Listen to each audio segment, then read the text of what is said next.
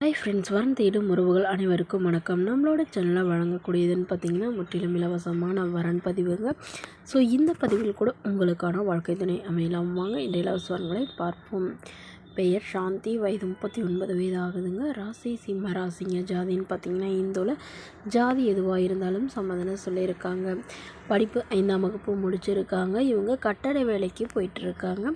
மாதம் 20 ரூபாய்க்கு பக்கமாக சம்பளம் வாங்குறதா சொல்லியிருக்காங்க. இவங்களோட திருமண நிலைன்னு பார்த்திங்கன்னா 2ஆம் மனம் தாங்க. ஸோ வரக்கூடிய இருக்கும் ஃபஸ்ட்டாக இருந்தாலும் ஓகே, செகண்டாக இருந்தாலும் ஓகேன்னு சொல்லியிருக்காங்க. இவங்களுடைய முகவரின்னு பார்த்திங்கன்னா கோயம்புத்தூரை சார்ந்தவங்க. மணமகளுடைய வசதி நிலைன்னு பார்த்திங்கன்னா இவங்க சாதாரண கூலி வேலைக்கு போகிறவங்க தாங்க. சொந்த வீடெலாம் இல்லைங்க, வாடகை வீடு தான் இருக்கிறதா சொல்லியிருக்காங்க. ஸோ இவங்க லவ் பண்ணி வீட்டை எதிர்த்து திருமணம் பண்ணிக்கிட்டதாகவும், பட் இவங்களுடைய கணவர் இவங்களை விட்டுட்டு வேறொரு பெண்ணோட அஃபேர் வச்சுட்டு அவங்களே திருமணம் பண்ணிக்கிட்டதுனால இவங்க அவரை விட்டு விலகி டிவோர்ஸ் வாங்கிட்டதா சொல்லியிருக்காங்க. ஸோ இப்போ இவங்களும் மறுமணம் பண்ணுறதா முடிவு பண்ணியிருக்காங்க. ஸோ ஜாதி எதுவாக இருந்தாலும் பரவாயில்லைங்க, மணமகன் நல்ல குணமானவராக ஏதாவது கூலி வேலையாக இருந்தாலும் பரவாயில்லைங்க, எந்தவித கெட்ட பழக்கமும் இல்லாதவராக இருந்தால் போதுன்னு சொல்லியிருக்காங்க. அவங்களுக்கு திருமணமாகி குழந்தை இருந்தாலும் நான் ஏற்றுக்கிறேன்னு சொல்லியிருக்காங்க. ஸோ இவங்ககிட்ட பண நகைலாம் எதுவும் இல்லைங்க. ஸோ அதனால் எந்தவித எதிர்பார்ப்பும் இல்லாத, வசதியெல்லாம் எதுவும் எதிர்பார்க்காத மணமகனாக வேணும்னு கேட்டிருக்காங்க. இந்த மணமகள் தன்னோட ஃபோட்டோ கொஞ்சம் மறைச்சி போடுங்க, நேரில் கேட்குறப்ப ஃபோட்டோ கொடுத்துருங்கன்னு சொன்னதுனால ஃபோட்டோ கொஞ்சம் மறைச்சி போட்டிருக்காங்க.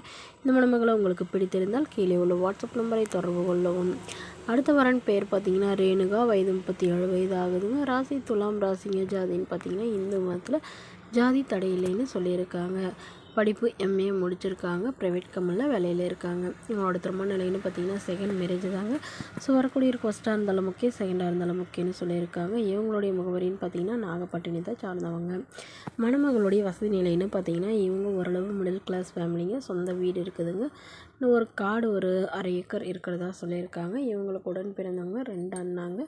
ஸோ அவங்களுக்கெல்லாம் திருமணம் ஆயிடுச்சுங்க. இவங்கெல்லாம் அவங்க எதுவும் கண்டுக்கிறதுலன்னு சொல்லியிருக்காங்க.